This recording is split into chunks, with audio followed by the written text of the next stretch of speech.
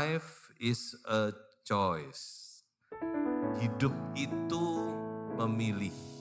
Setiap hari kita harus menentukan pilihan. Dan setiap pilihan itu mengandung resiko.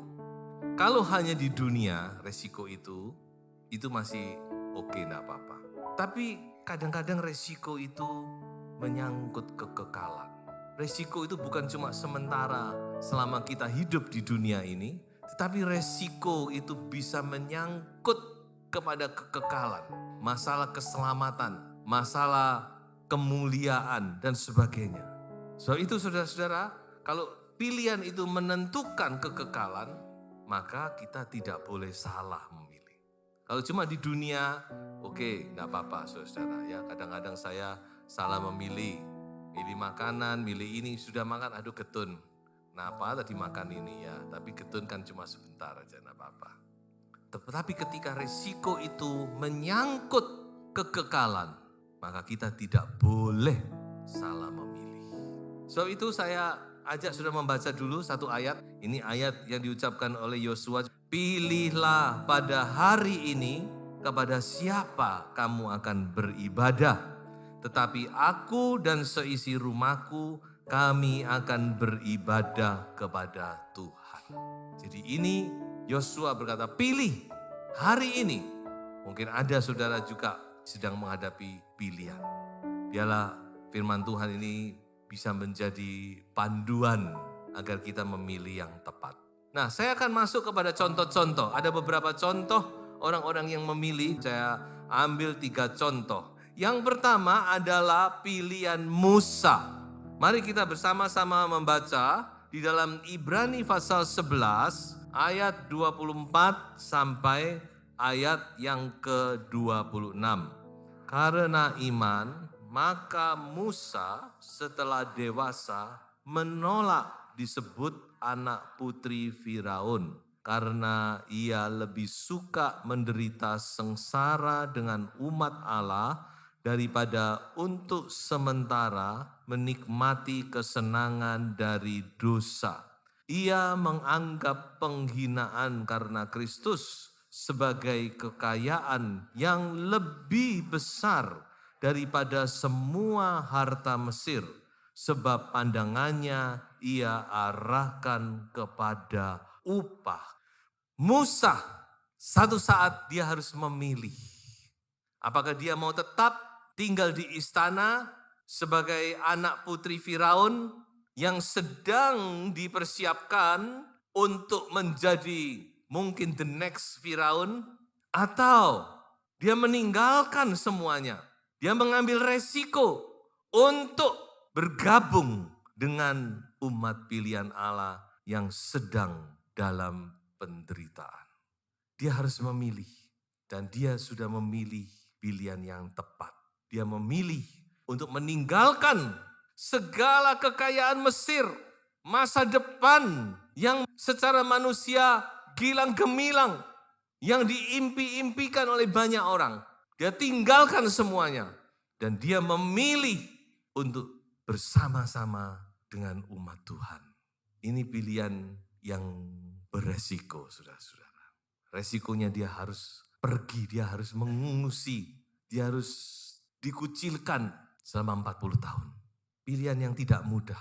Tetapi ada satu dikatakan yang membuat Musa, dia memilih untuk meninggalkan segala sesuatu ini. Dan dia masuk, dia menceburkan dirinya bersama-sama dengan umat Tuhan. Dikatakan karena dia melihat upah.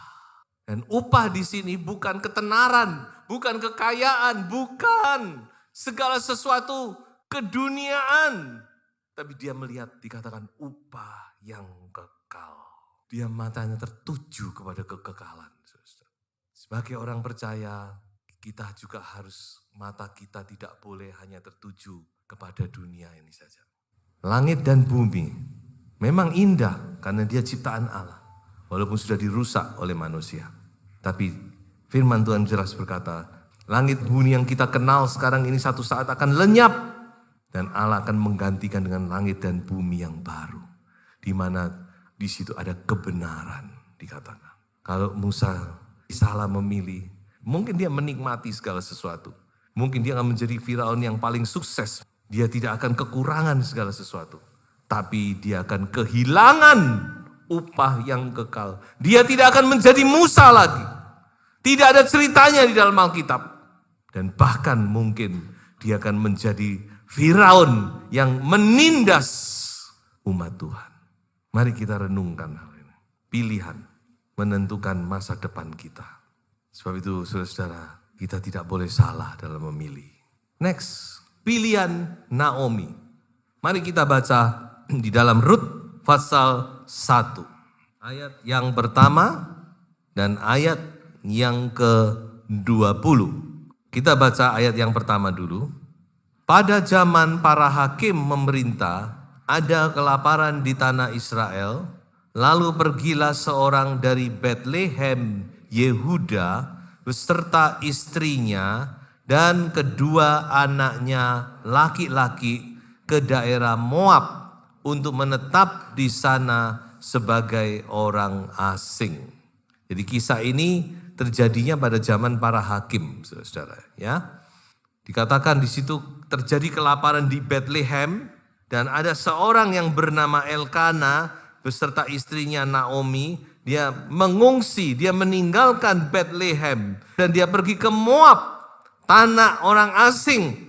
Suku Moab dan Amon itu adalah suku yang dikutuk oleh Tuhan karena hasil dari inses.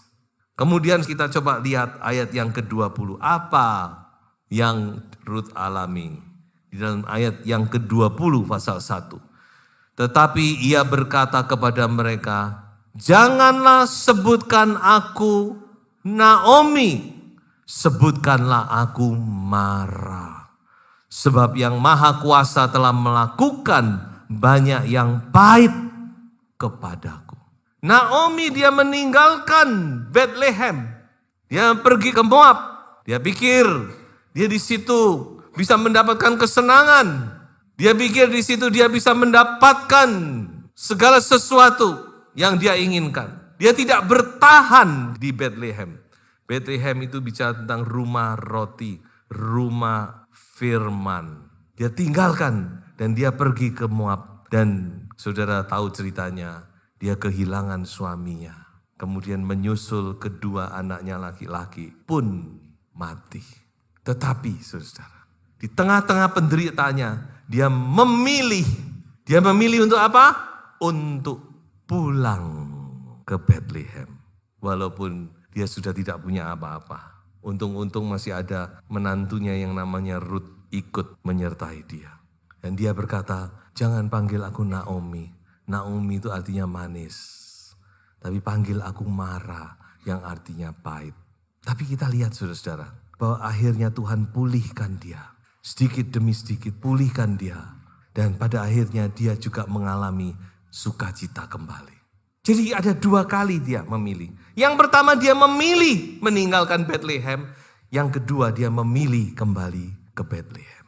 Ini bicara apa saudara? Bicara tentang pertobatan. Kadang kita bisa salah memilih. Kita salah jalan. Dan apa yang kita alami? Kepahitan, penderitaan. Ingat saudara-saudara. Orang yang salah memilih, dia akan mengalami banyak penderitaan. Naomi salah memilih. Dia tinggalkan kebenaran. Dia pergi ke Moab. Dan dia alami banyak penderitaan. Anak bungsu di Lukas 15. Dia salah memilih. Dia tinggalkan rumah bapak. Dia bawa uangnya. Dia pikir dia bebas. Dia bisa berbuat apa saja. Dan dia alami penderitaan. Tapi bersyukur Naomi di tengah-tengah penderitaan dia ingat, saya tidak bisa terus begini. Saya terpisah dari umat Allah. Saya sendirian. Saya kehilangan damai sejahtera. Saya harus kembali. Dia milih kembali walaupun saya yakin dia juga gengsi juga saudara-saudara. Tapi dia tetap pokok dia kembali. Dan Tuhan pulihkan dia. Inilah yang namanya bertobat. Pulang. Saudara-saudara yang sudah tinggalkan Tuhan. Yang sudah tinggalkan kebenaran, yang sudah hidup di dalam dosa, ayo pulang. Jangan terus di situ, pulang. Pulang kembali ke rumah Bapa, pulang kembali ke rumah roti, pulang kepada persekutuan dengan Tuhan. Karena Tuhan itu baik, dia masih membuka tangannya. Dia mau anak-anaknya yang salah jalan, ayo pulang. Tidak ada lain, jangan terus di situ. Karena kalau diteruskan akan makin tidak karu-karuan nanti. Ayo pulanglah, kembali ke Bethlehem. Dan sungguh-sungguh bertobat. Saya percaya kalau seseorang sungguh-sungguh bertobat, Tuhan bisa pulihkan. Naomi, ya sungguh-sungguh dia pulang. Dan Tuhan sedikit-sedikit pulihkan dengan caranya yang ajaib. Yang ketiga, pilihan dari Sadra, Mesa, dan Abednego. Coba kita baca di dalam Daniel pasal 3 ayat 16 sampai ayat yang ke-18. Lalu Sadra, Mesa, dan Abednego menjawab Raja Nebukadnezar, tidak ada gunanya kami memberi jawab kepada tuanku dalam hal ini. Jika Allah kami yang kami puja sanggup melepaskan kami, maka ia akan melepaskan kami dari perapian yang menyala-nyala itu dan dari dalam tanganmu ya Raja. Tetapi seandainya tidak, hendaklah tuanku mengetahui ya Raja, bahwa kami tidak akan memuja dewa tuanku dan tidak akan menyembah patung emas yang tuanku dirikan itu. Wow, ini jawaban yang sangat berani. Sadra, Mesa, dan Abednego dan sangat tegas. Dia bilang, maaf Raja yang mulia Nebukadnezar, kami tidak bisa menyembah patung ini. Kalaupun kami harus mati, kami tetap tidak akan menyembah. Ini resiko. Saudara dan saya sudah tahu ceritanya. Kita enak, ya. Oh, mereka diselamatkan, mereka ditinggikan, dimuliakan. Tapi yang menjalani waktu itu, dia tidak tahu bukan apa yang dia alami. Dan perapian yang menyala-nyala ada di depan mata. Tapi mereka sudah tekad bulat, taruhan nyawa. Mereka bilang, kalau kami pun harus mati, sorry, kami tetap tidak bisa menyembah. Ini adalah sebuah ketetapan iman. Butuh saudara ketetapan iman yang seperti ini. Di hari zaman saudara harus punya keteguhan yang kayak gini. Sekali Yesus, tetap Yesus. Berani anak muda ini. Kita jangan cuma melihat, wah luar biasa aja mereka dimuliakan sampai Nebukadnezar nyembah mereka. Ya itu memang hasil dari tekad mereka ini. Mereka pertaruhkan nyawa mereka. Mereka bilang lebih baik kami mati daripada kami harus menyembah patung Tuanku. Dari kami harus mengorbankan kepercayaan kami. Mengorbankan iman kami. Kami tidak akan sekali-kali melakukan itu. Mereka memilih untuk tetap bertahan di dalam iman. Mari, jadi orang percaya kita harus mempunyai tekad yang seperti ini. Kalau tidak, bahaya. Banyak hal yang bisa membuat kita jatuh. Yang bisa membuat kita murtad. Dan di akhir zaman ini Tuhan sudah mengomong sebelum kedatangan Tuhan akan datang yang namanya murtad. Banyak orang akan murtad. Kemurtadan itu penyebabnya cuma dua, saudara-saudara. Yang pertama karena dunia. Diiming-iming oleh dunia jatuh. Yang kedua karena penderitaan. Karena ditekan akhirnya jatuh. Saya masih ingat sebuah kisah di satu tempat di mana mereka ada sekelompok orang percaya. Di satu tempat di mana tidak boleh ada orang percaya. Di situ ada sekelompok anak Tuhan yang bertekad terus beribadah menyembah Tuhan. Dan mereka tertangkap. Ada 30 orang yang ditangkap. Dan mereka dibawa oleh pasukan. Diberi kesempatan sama seperti anak muda lagi. Kamu, saya beri kesempatan sekali lagi. Kamu menyangkal imanmu atau mati? Dan mereka bilang, tidak, kami tetap percaya, kami tetap menyangkal. Oke, kalau gitu kamu harus alami kematian. Caranya bagaimana? Itu di situ ada danau, saudara. Danau itu kalau sudah musim dingin, danau itu jadi es, saudara. Mereka disuruh buka baju, ini musim dingin ini, lalu mereka disuruh berdiri di tengah danau. Dijaga, tidak boleh keluar dari dikasih tempat. Jadi mereka dengan kedinginan, dijaga dengan pasukan, ya mungkin pertama-tama 1-2 menit masih kuat ya, lama-lama ya, mulai goyang-goyang saudara. Mereka mulai nyanyi-nyanyi, biar hangat, lama-lama tidak kuat. Ada satu anak Tuhan, sudah tidak kuat, akhirnya dia terpaksa, dia minggir, ya memisahkan diri, artinya dia menyerah. 1, 2, tapi aneh, tadi kan 30 orang, mestinya 1, 2 kan jadi berkurang.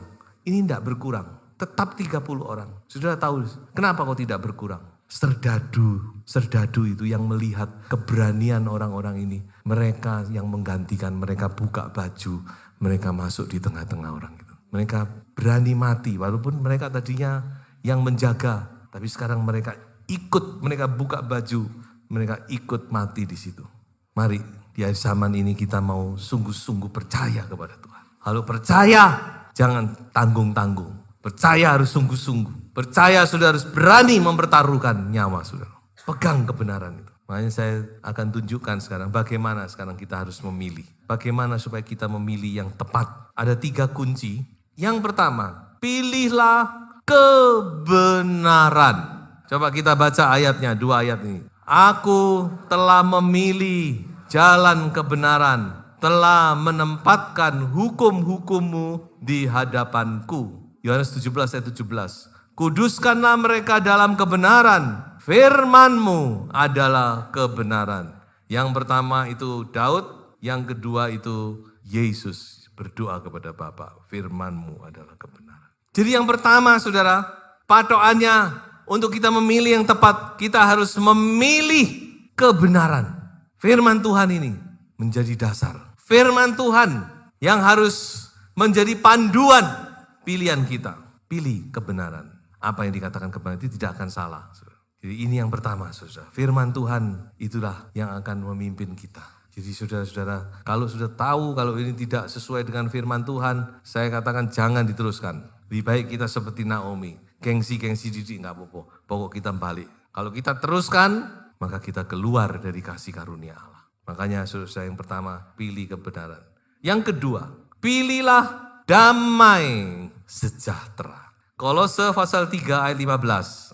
Hendaklah damai sejahtera Kristus memerintah dalam hatimu, karena untuk itulah kamu telah dipanggil menjadi satu tubuh dan bersyukurlah. Biarlah damai sejahtera itu memerintah di dalam hatimu. Kata memerintah ini dalam bahasa asli pakai kata brabeo, artinya menjadi wasit. Kita tahu kalau dalam pertandingan ada wasit kan? Kalau ada keliru, prit. Oh, saudara bukan keliru, sudah. Damai sejahtera itu kayak wasit. Saya yakin damai sejahtera itu ketika kita ada di dalam Tuhan, ketika kita berjalan di dalam kebenaran Tuhan, itu tidak akan meninggalkan kita. Amin. Itu salah satu ciri. Saya sudah banyak mendengar kesaksian orang yang percaya kepada Tuhan, pertama-tama yang dia rasakan apa? Damai. Itu yang pertama, damai. Itu pasti. Karena ketika kita diberdamaikan dengan Allah, dosa kita diampuni, pasti ada damai dan sukacita. Nah, damai ini saudara-saudara ada dalam hati kita. Tapi kalau kita sudah melenceng, dia akan mulai meninggalkan. Sudah nggak ada lagi damai. Saya ingat pengalaman Raja Daud bukan? Satu saat dia punya kesempatan untuk membunuh Saul. Dia kesempatan sudah, tinggal jet mati sudah Saul. Tapi dia tidak mau. Dia cuma gunting ujung jubahnya saja. Itu pun dia deg-degan sudah. Dia sudah merasa enggak nyaman. Jadi saudara-saudara, damai sejahtera itu wasit Anda, wasit kita. Apakah kita berjalan benar atau tidak? Sebab itu kita ikuti, kita cek damai sejahtera, jangan sampai meninggalkan kita. Yang ketiga, yaitu pilihlah salib. Coba kita baca di dalam Matius 26 ayat 39. Doa Yesus di Taman Getsemani. Ya Bapakku, jikalau sekiranya mungkin, biarlah cawan ini lalu daripadaku. Tetapi janganlah seperti yang ku kehendaki, melainkan seperti yang engkau kehendaki. Sebagai manusia, Yesus mengalami ketakutan.